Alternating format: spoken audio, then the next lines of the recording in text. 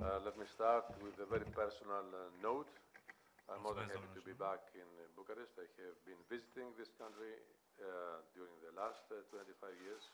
I have been here with all my roles and capacities in the past, and I can tell you that I really hold very dear in my heart this great nation and these great people.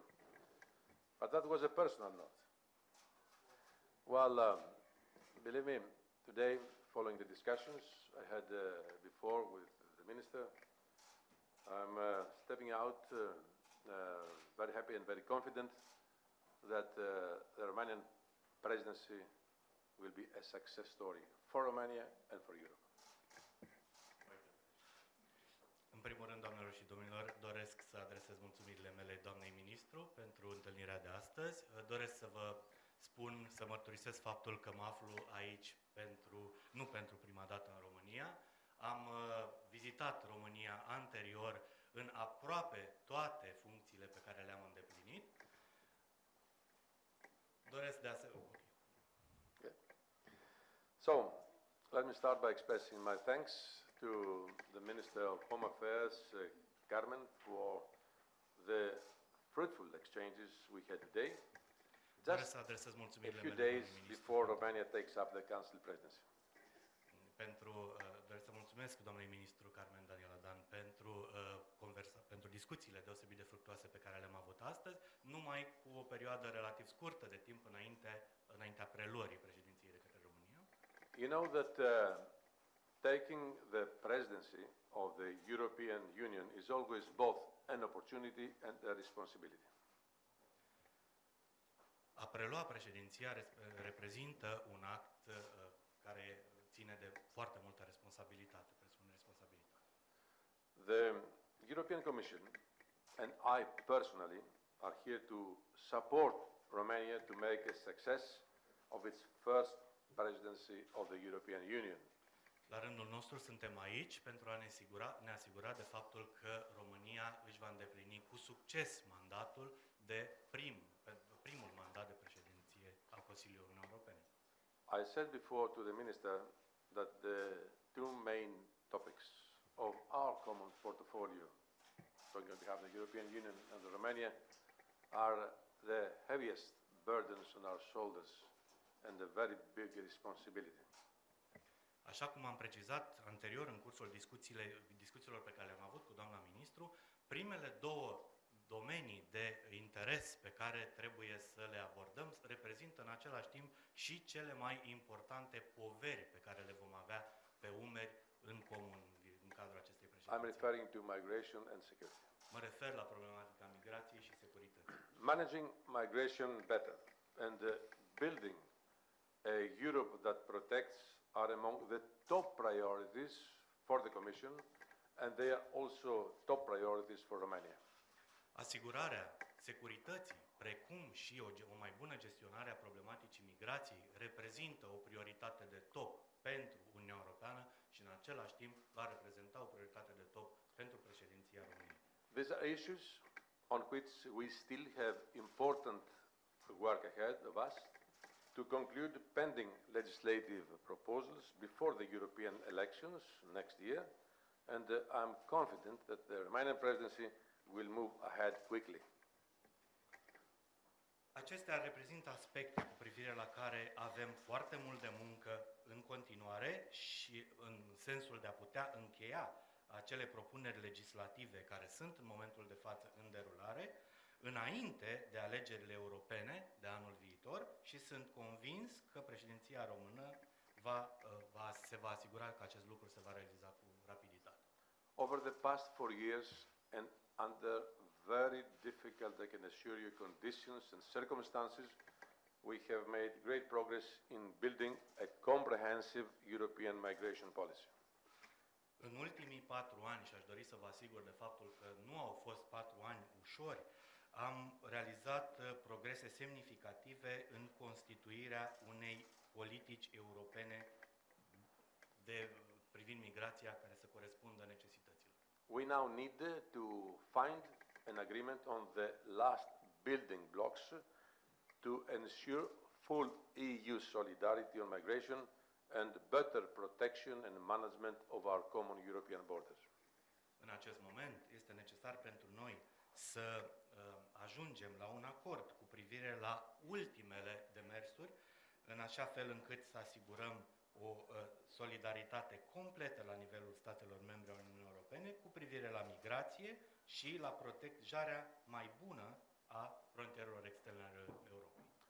I will work very closely with Minister Daniel Dan and the Romanian presidency in order to advance the reform of our common asylum systems, in order to fight abuses, reduce secondary movements, and speed up the assessment of asylum applications. Voi colabora strâns cu doamna ministru Dan, cu președinția română, pentru a avansa demersurile privind reforma sistemului comun de azil, în așa fel încât să putem combate abuzurile, să reducem mișcările secundare și să ne asigurăm că putem realiza o analiză rapidă a aplicațiilor de solicitare de azil. As you all understand, it is in everyone's interest to create a level playing field on all asylum rules. Desigur, este în interesul tuturor să asigurăm un cadru necesar, corespunzător, pentru aplicarea tuturor regulilor privind regimul de azil. Final agreement and adoption is within reach for almost all pieces of the comprehensive reform, so we must move ahead at once. Obținerea, realizarea unui acord final și adoptarea în sine sunt în fața noastră, toate piesele se află acolo, în așa fel încât să putem realiza o reformă corespunzătoare, prin urmare este necesar să avansăm de urgență. We also need to agree on the revised EU rules on return. The Commission proposed already in September to speed up return procedures, better prevent absconding and irregular secondary movements, and increase effective returns in full respect, of course, of fundamental rights. De asemenea, este necesar să ne punem de acord cu privire la regulile la nivelul Uniunii Europene cu privire la returnare, la procedurile de returnare. Comisia a avansat propuneri în cursul lunii septembrie pentru a grăbi procedurile de returnare, pentru a preveni tentativele de evitare și mișcările secundare ilegale și de asemenea să realizeze în mod eficient returnările cu respectarea completă a drepturilor fundamentale ale omului. I'm glad that strengthening the external borders is also a shared priority. Sunt de asemenea bucuros de faptul să aflu că întărirea frontierelor externe reprezintă o prioritate pe care o împărtășim. I count on the contribution and support of my Romanian colleague to work together in order to ensure this strengthened European Borders and Coast Guard that we proposed in September becomes a reality. Contez pe sprijinul colegilor mei români pentru a lucra împreună în a ne asigura că sistemul de frontieră și gardă de coastă la nivel european, un sistem întărit, pe care l-am propus în cursul lunii septembrie, va deveni realitate.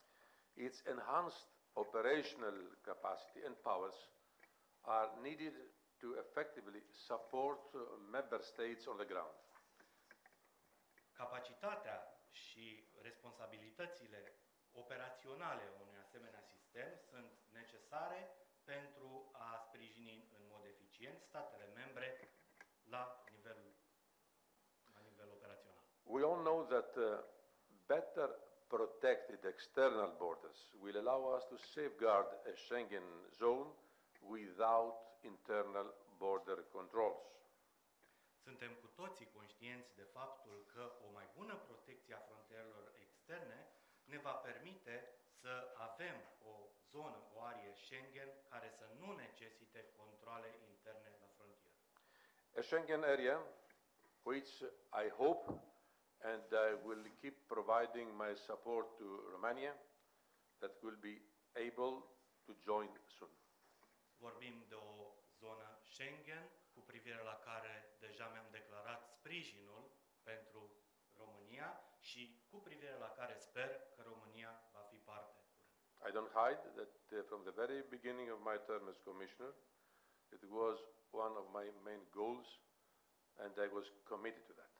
Nu vă ascund că încă de la primele momente ale numirii mele în funcția de comisar, acesta a reprezentat o prioritate pe care am urmărit-o în mod constant și urmăresc să continui. Finally, if we want our approach on migration to be a balanced one, we also need to develop legal pathways.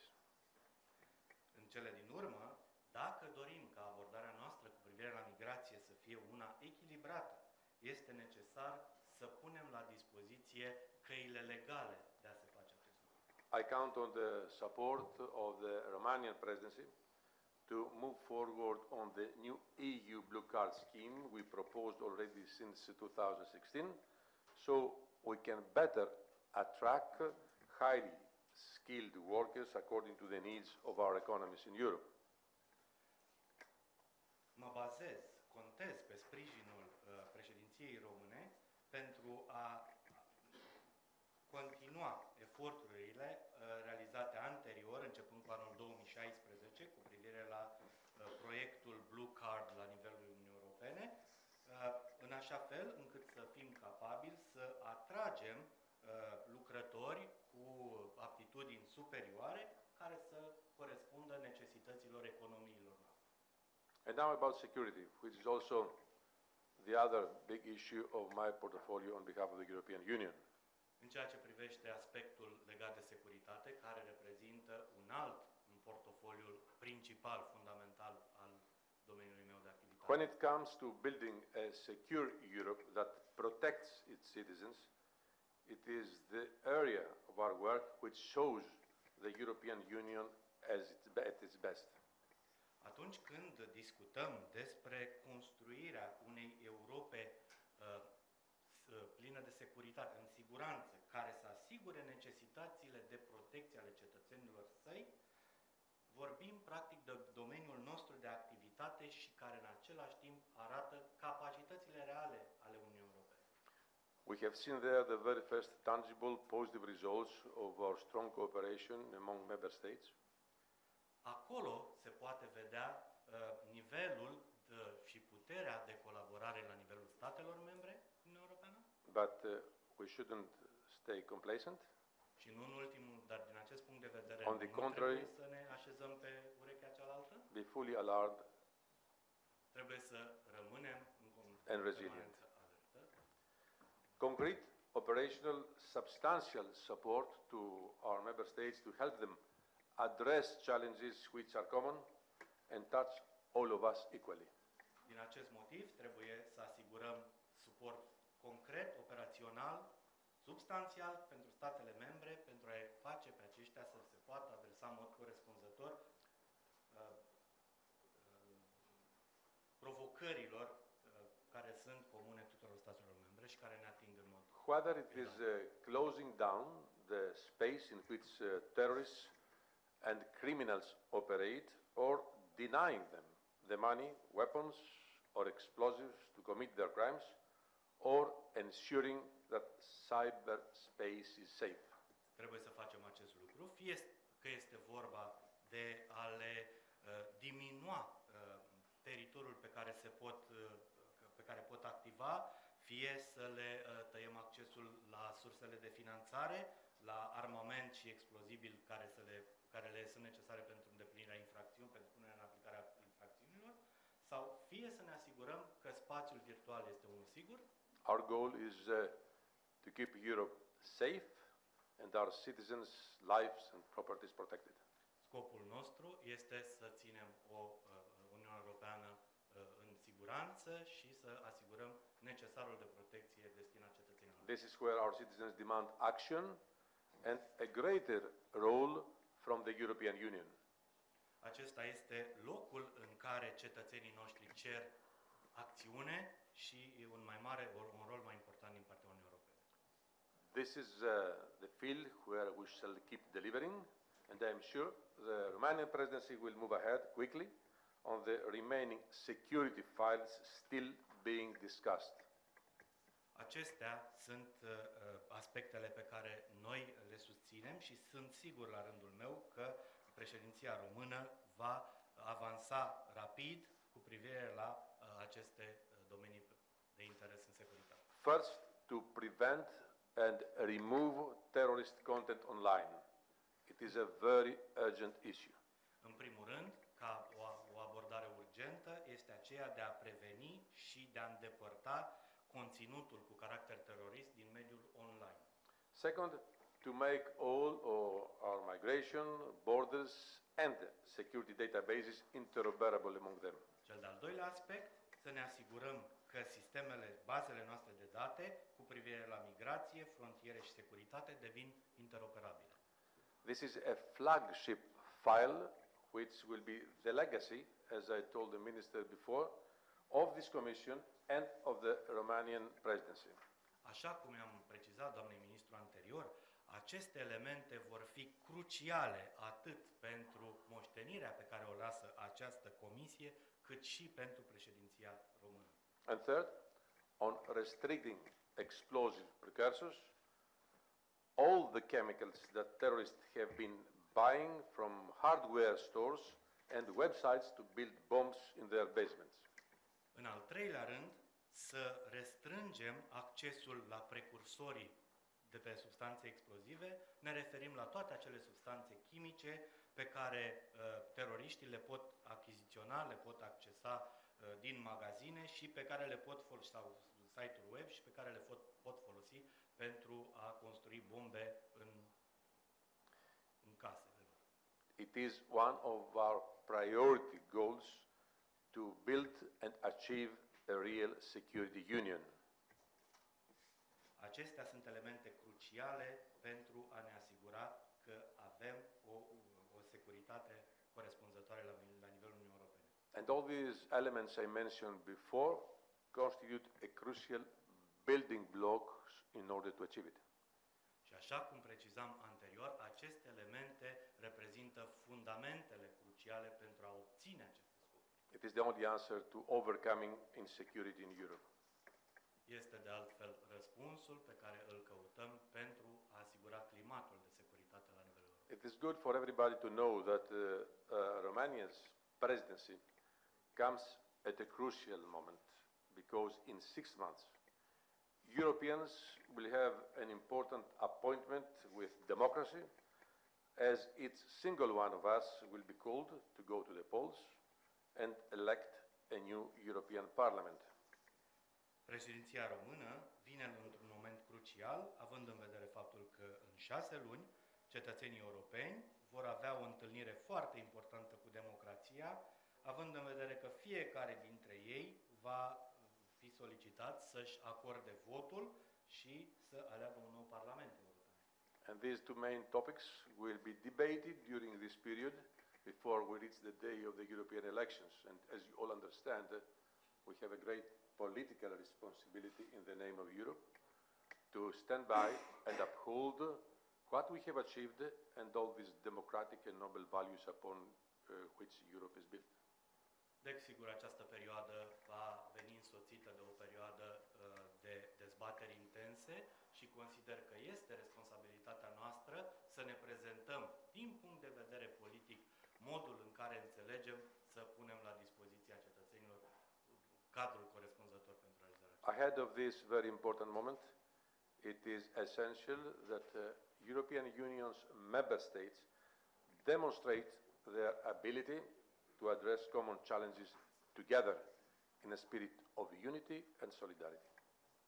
Înaintea acestui moment important, este esențial ca statele membre UE să demonstreze capacitatea lor de a se adresa în mod comun provocărilor cu care se confruntă. Because the added value that all our efforts on migration, borders management and security brings will count twice when Europeans consider whether and how to vote in May for the European elections. Acest lucru este important, având în vedere faptul că valoarea adăugată a tuturor eforturilor noastre combinate privind migrația, securitatea frontierelor, precum și securitatea internă în sine, vor fi mult mai importante la momentul la care cetățenii europeni vor lua în considerare dacă vor acorda sau nu votul lor cu prilejul alegerilor europene în luna mai. Once again, I would like to express my thanks to the Minister for this very cordial, fruitful and constructive discussion we had today. Mulțumesc încă o dată, doamnei ministru, pentru această întâlnire cordială și fructuoasă pe care am avut-o astăzi. To tell her once again that she can count on my support. Să o asigur de faptul că poate conta pe sprijinul nostru.